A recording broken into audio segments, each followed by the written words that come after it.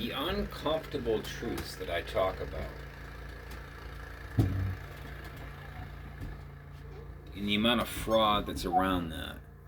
I understand why people in the last 5 years, since coming around and recognizing the previous 5, that I have been half paralyzed and the courts lied to about my medical condition, my home stolen, children misinformed, insurance stolen, liquidation of the business I had established. The shock of that, I understand how people don't grasp how it's possible that I'm not wigging out and taking baseball bats to people.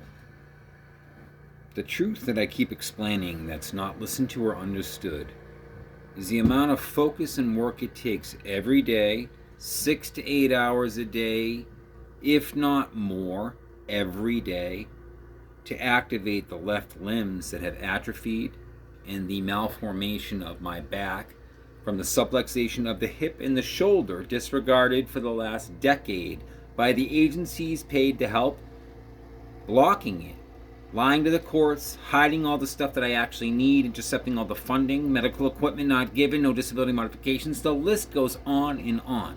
The point being, in the last 5 years, Sergeant Griffiths found me, said, here's the equipment, this is what's missing, you've got left side neglect.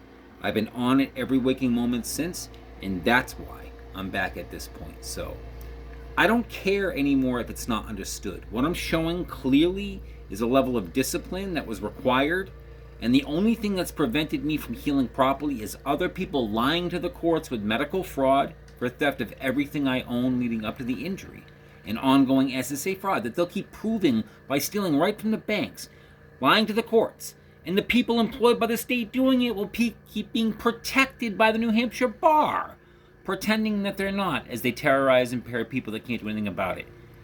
And the whole entourage of people get collected by HUD like concentration camps, that after agencies break people down with medical fraud beginning while patients of hospitals, they're at concentration camps of HUD, and then HUD extracts right down to the federal funding with their identity while everyone else keeps stealing what's delegated, as I experienced. So again, I don't know how many are experiencing this, but I'm assuming more than one, because of how vicious they attack when I ask them for help. This is their way of helping people that recognize they're under attack by others when facing traumatic brain injury recovery in the state of New Hampshire.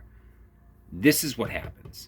Ultimate terror and blatant misuse of the courts by those tax-funded and trusted to be helping. So it's something that needs to be done about, I guess. I don't know how to word it without swearing right now, of how can we ignore what these people are doing with the courts?